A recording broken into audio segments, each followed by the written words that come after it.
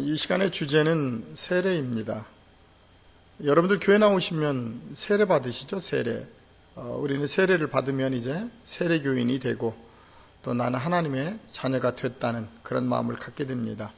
그런데 성경에서 가만히 들여다보면 세례를 받았다. 그러면 이 세례를 받아서 우리가 어떻게 해야 되는지에 대한 내용들이 있다는 거죠. 세례라는 건 하나의 무엇을 실존적인 걸 깨닫기 위한 표징적인 의미라는 거죠. 그래서 우리는 신앙생활을 할 때 성경의 문자적인 뜻과 그것을 통해서 우리가 깨달아야 되는 실존이 나에게 어떻게 이루어지는지를 아는 것이 바로 하나님의 뜻을 제대로 아는 것이고 성경을 아는 것이라고 할 수 있습니다. 오늘 세례입니다. 이 세례는 구약에서는 할례부터 시작되어서 신약에 와서 세례로 진행이 된 거거든요. 그렇다면 당연히 구약에 가서 할례가 뭔지를 좀 알아보면 되겠죠. 자, 그러면 할례는 구약에 어디에서 나오느냐면 여호와께서 아브라함과 언약을 맺으면서부터 이 할례가 등장을 하게 됩니다. 그것이 바로 창세기 17장에 가서 보면 여호와께서 아브라함에게 99세 때에 나타나셔서 아브라함에게 하시는 말씀이 기록되어 있으니까 거기서부터 우리가 출발을 해서 올바른 할례와 세례가 나에게 어떻게 적용되어야 되는지를 한번 깨달아 보도록 하겠습니다. 창세기 17장입니다. 자, 1절. 아브라함의 99세 때에 99세요, 여러분. 여호와께서 아브라함에게 나타나서 그에게 이르시되 나는 전능한 하나님. 예, 우리 너무나 좋아하죠. 전능한 하나님. 그런데 무엇이 전능한 것인지 이것도 나중에 우리가 해결이 돼야 될 부분입니다. 나는 전능한 하나님이라 너는 아브라함에게 하는 얘기요. 내 앞에서 행하여 완전하라. 아브라함에게 여호와께서 하시는 말씀이요. 여호와 앞에 완전해지는데 말씀을 듣고 가만히 있어서 완전해지는 것이 아니라 말씀을 듣고 행하여 완전해지라는 겁니다. 지금 많은 시대 속에 그리스도인들이 성경을 외우고 있고 많은 공부를 하고 있습니다. 그런데 안타까운 건 뭐냐면 그분들이 성경을 지식으로만 가지고 하고 있지 그 말씀을 깨달은 것만큼 행하지 않고 있다는 거예요. 그러면서 다른 사람을 정죄하고 판단만 하고 있다는 거죠. 자, 그렇다면 아직 내가 복음을 깨달은 게 아닙니다. 복음이라는 것은 내가 깨닫고 내가 먼저 행하여 하나님 앞에 완전해지기 위해서 깨닫는 것이지 그 지식을 가지고 다른 사람을 판별하고 있다면 아직 그 말씀이 내 것이 되지 않았다는 것을 여러분들이 알아야 됩니다. 자, 너는 내 앞에서 행하여서 완전해져라. 완전하라. 뭐예요? 그럼 우리가 예수를 닮겠다고 하는 사람들 많죠? 예수님의 삶을 닮아서 행하여야 예수님을 닮은 사람이 된다는 거죠. 그런데 우리는 지식으로만 예수를 닮아가고 있고 행함의 믿음 속에서는 전혀 나오지 않습니다. 왜냐하면 우리는 믿음으로 구원받는 거고 행함은 하늘나라에서 상급이라 이렇게 우리가 신학적으로 정리가 되기 때문에 그러는데요. 아닙니다, 여러분. 믿음의 감사함의 행함이 스스로 나오지 않는 믿음은 가짜입니다, 여러분. 그건 잘못 우리가 깨닫고 있다는 거죠. 자, 그러면 행하여 완전하라 그랬고 2절에 내가 내 언약을 나와 너 사이에 세워 너로 심히 번성케 하리라 하시니 여호와께서 그 언약을 아브라함 사이에서 세우는데 언약을 세우는 이유는 뭐냐면 아브라함에게 너로 심히 번성케 하리라. 하나님께서 어떻게 해주겠다고요? 언약을 통해서 아브라함을 번성한 민족으로 번성한 하나님의 자녀로 세우겠다는 거죠. 그러니까 하나님께서 우리에게 말씀을 주신 것은 왜 그러는 거예요? 이 말씀을 통해서 우리를 심히 번창케 해주시려고. 그런데 우리가 말씀을 가지고 있으면서도 이 말씀대로 행하지 않음으로 말미암아 하나님의 뜻이 나에게 우리에게 이루어질 수가 없다는 거죠. 자, 4절입니다. 내가 너와 내 언약을 세우니 너는 열국의 아비가 될지라. 그러면 우리가 예수를 믿을 때 우리도 아브라함처럼 하나님의 언약의 백성이 되면 우리도 열국의 아버지가 되는 거죠. 아브라함만 되는 것이 아니라 나도 여러분들도 열국의 아버지가 돼야 된다는 거죠, 지금. 그래서 여러분들이 잘 알고 있는 아브라함이 아브라함으로 이제 변화되는 장면이 여기에 나오죠. 자, 5절. 이제 후로는 내 이름을 아브라함이라 하지 아니하고, 이제 후로는 어떤 후에죠? 여호와와 언약이 맺어진 후. 이해되시죠? 자, 그럼 여러분들도 이제는 예전에 내가 아니라 이제 하나님을 믿고 교회에 나왔다면 이제 아브라함처럼 하나님의 온전한 열국의 아버지가 되어야 되겠죠. 자, 봅니다. 이제 후로는 내 이름을 아브라함이라 하지 아니하고 아브라함이라 하리니 이는 내가 너로 열국의 아비가 되게 함이라 그랬어요. 열국의 아비. 응? 언약을 맺고 나면은요. 자, 6절에 내가 너로 힘이 번성케 하리니 나라들이 내게로 쫓아 일어나며 여러 왕이 내게로 쫓아나리라. 엄청난 축복이죠. 자, 7절 내가 내 언약을 나와 너와 내 대대 후손 사이에 세워서 영원한 언약을 삼고 너와 내 후손의 하나님이 되리라 그랬어요. 언약을 삼겠대요. 그리고 영원한 하나님이 되겠다는 거예요. 그리고 축복을 해 주시겠다는 거예요. 그래서 9절에 이렇게 갑니다. 자, 나중에 창세기 17장도 우리가 원문을 통해서 풀어내기 시작하면요. 놀라운 비밀들이 많습니다. 그러나 오늘은 할례를 정리해야 되기 때문에 넘어갈 것은 넘어갑니다. 9절입니다. 하나님이 또 아브라함에게 이르시되 그런즉 너는 내 언약을 지키고 내 후손도 대대로 지키라. 아브라함에게 뭐라고 얘기했어요? 내 언약을 지키고 내 후손도 대대로 지키라. 그러면 영적인 믿음의 아브라함의 후손인 우리도 하나님의 언약을 지켜야 되나요? 안 지켜야 되나요? 지켜야죠. 그래서 우리가 교회에 오는 거예요. 하나님의 언약이 무엇인지를 올바로 깨닫고 지켜서 하나님의 뜻을 하나님께서 주시는 복을 받고 하나님의 일을 하기 위해서 교회에 오는데, 교회에 오긴 오는데 문제는 뭐냐면 하나님의 언약이 뭔지를 몰라요. 그러니까 지킬 수가 없죠. 그러니까 기도도, 주의를 지키는 의미도, 하나님 앞에 11조를 하는 것도 전부 다 지금 내 뜻대로 하고 있지 하나님의 뜻대로 하지 않고 있기 때문에 문제가 심각하다는 거죠. 자, 그런데 그 언약이 뭐냐 보면 10절에 나오죠. 너희 중 남자는 다 뭘 받으라? 할례를 받으라 그랬어요. 너희 중 남자. 여러분, 성경의 남자, 여자 굉장히 중요합니다. 자, 여기 남자 뭐를 가지고 있어요? 남자는 다 하나님의 거룩한 씨를 가지고 있죠. 씨를 가지고 있단 말이에요. 씨를 가지고 있는 남자는 다 뭘 받아라? 할례를 받아라 그래요.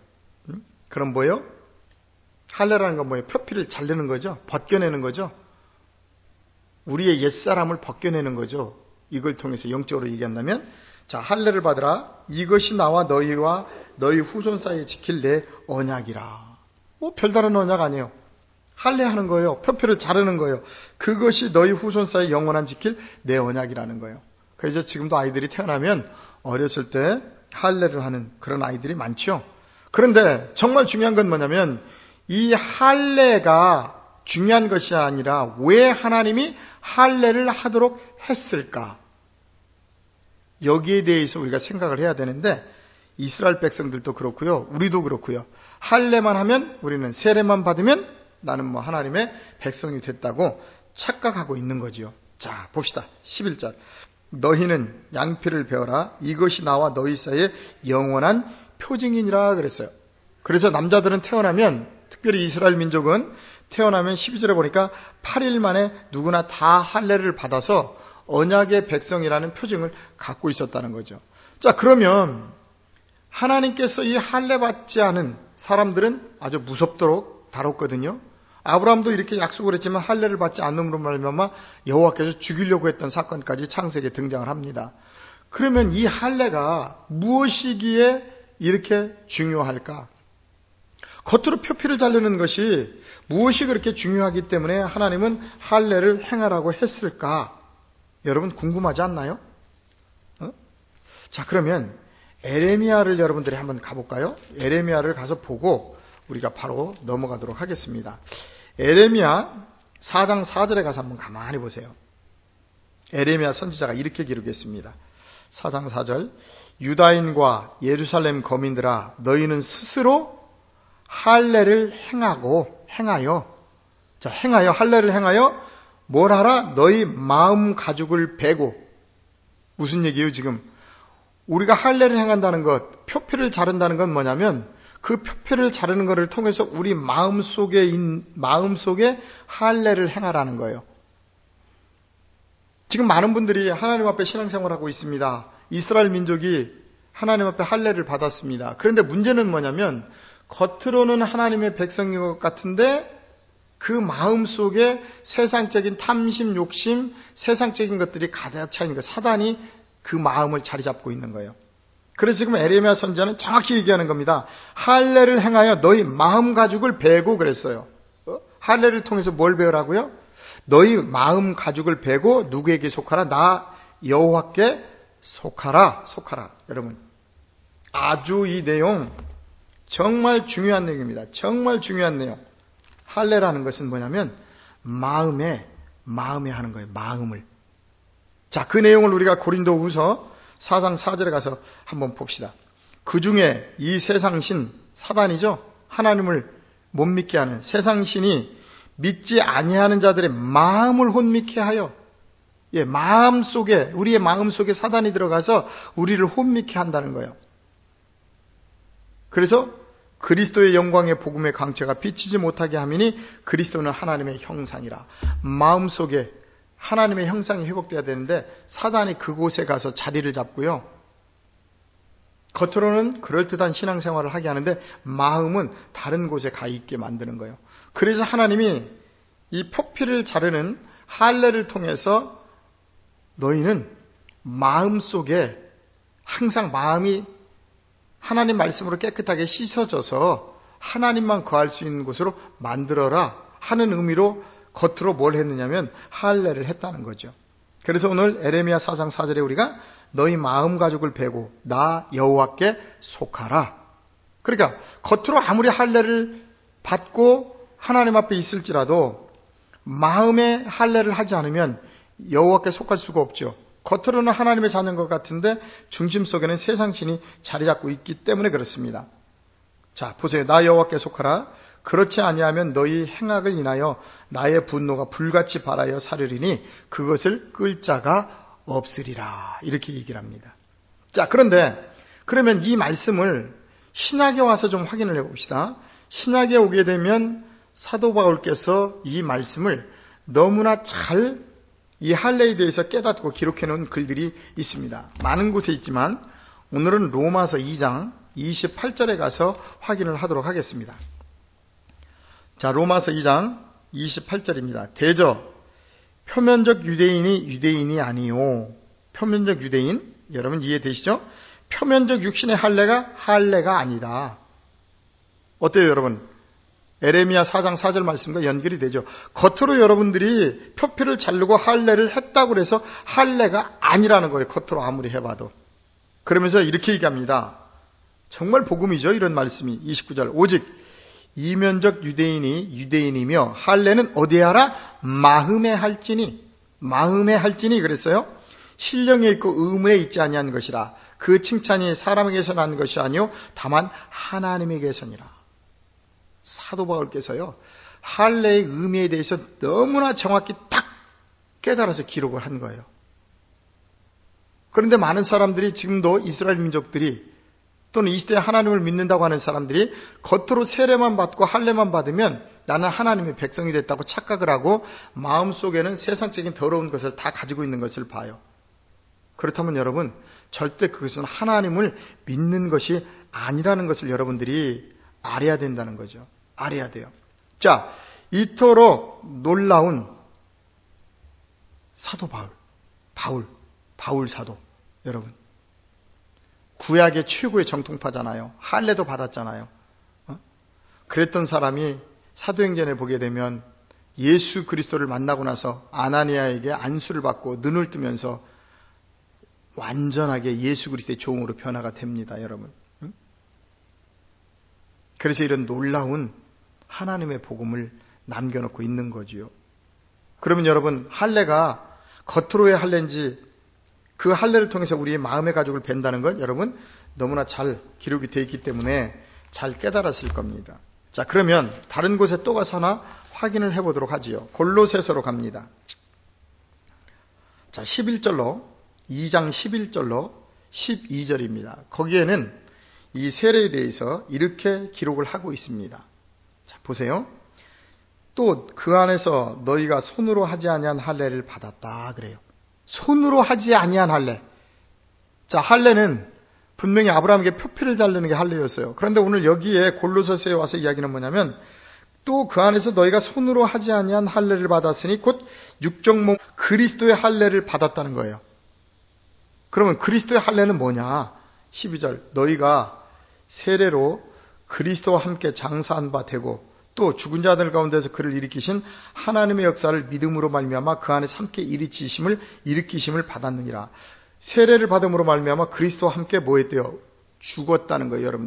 여러분들이 교회에 와서 세례를 받는다는 건 뭐냐면 여러분들이 예수 그리스도와 함께 죽었다는 거예요. 그러면 야 내가 지금 육신이 살아있는데 왜 죽어? 이렇게 살아있잖아. 그 얘기잖아요. 무슨 얘기냐면 여러분들이 교회에 와서 세례를 받을 때 여러분들 뜻대로 살았던 여러분의 옛사람의 모습이 있습니다. 예수를 믿기 전에. 그 옛사람은 지금 그리스도와 함께 죽어버렸다는 거예요. 그래서 여러분들이 교회 안에서 새 사람으로 거듭나는 거예요. 그런데 이런 복음을 모르니까 교회 안에 새 사람으로 거듭난 여러분들이 아직도 옛사람의 속성을 가지고 있다는 거죠. 그래서 예배 때마다 그 옛사람의 속성을 빼주는 것이 예배인데 근래 예배는 그런 예배를 드리면 성도들이 다 도망가죠. 왜요? 자꾸 내 안에 어두운 것들이 보여지니까요. 그리고서 천국 가겠대요.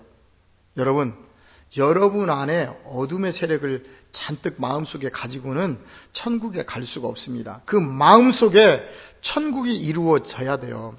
천국은 여기 있다 저기 있다 할 수 없나니 바로 내 안에 있느니라 그랬죠. 우리 마음속에 천국이 이루어져야 돼요. 그걸 이룰 수 있도록 복음을 여러분들에게 자꾸 전하는 곳이 어디냐면 교회라는 거죠. 그런데 요즘에 그런 복음이 사라져 버렸어요. 그리고 전부 어린아이들만 데리고 어떻게 해요? 전만 먹이고 있죠. 잘한다. 너희들은 어린 양이니까 예수의 꼴만 먹어라. 그리고 걔 위로만 해주고 있죠. 여러분 천국 가겠다는 얘기입니까? 안 가겠다는 얘기입니까? 참 그런 분들을 볼 때마다 안타까워요. 같이 하나님을 믿으면서도 마지막 때에 가서 버림받을 수밖에 없는 그런 신앙생활을 우리는 하지 말자는 거죠. 자, 그러면 결론입니다. 그러면 우리가 받고 있는 할례, 신약에 와서는 세례입니다. 이 세례가 과연 무엇을 표징하는지 마지막 결론에 가서 보도록 합니다. 베드로전서 3장 21절입니다. 잘 보세요. 물은 예수 그리스도의 부활하심으로 말미암아 이제 너희를 구원하는 편이 곧 세례라 그랬어요. 세례. 우리가 받는 세례라. 육체의 더러운 것을 제하여 버림이 아니요 오직 선한 양심이 하나님을 향하여 찾아가는 것이라. 세례라는 게 뭐예요? 세례를 받았다는 건 뭐냐면 이제부터는 내가 가지고 있었던 육신적인 옛사람 이 모든 것들을 버려버리고 이제 우리의 선한 양심이 자꾸 회복되어서 누구를 하나님을 향하여 찾아가는 예표로 그 표징으로 한 것이 뭐냐면 여러분들이 교회에 왔을 때 세례라는 겁니다. 그러면 여러분의 마음이 선한 양심이 자꾸 하나님을 향해서 찾아가려면 세례를 한 번 받아야 돼요? 자주 받아야 돼요?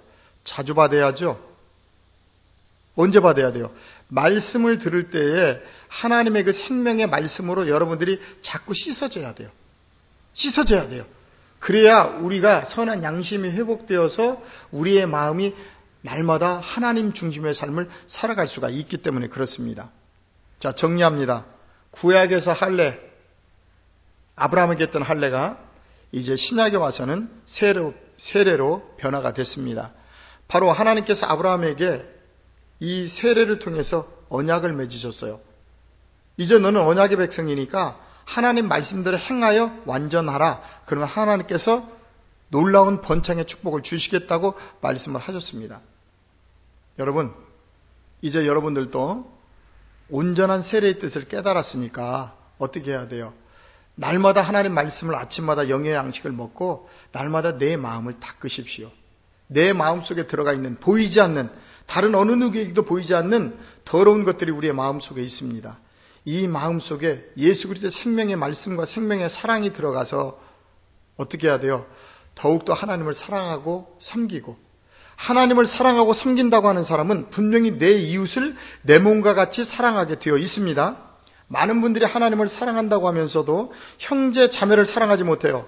가정도 사랑하지 못해요. 부부끼리 사랑이 없어요. 그러면서 하나님만 사랑한대요. 여러분, 위선적인 신앙입니다. 그런 신앙을 정말 마음에 하나님이 성전 짓고 계시다는 걸 깨달으시고 정말 다른 사람들을 더욱더 사랑하고 섬기는 하나님 중심의 삶이 되시기를 주님의 이름으로 간절히 부탁을 드립니다.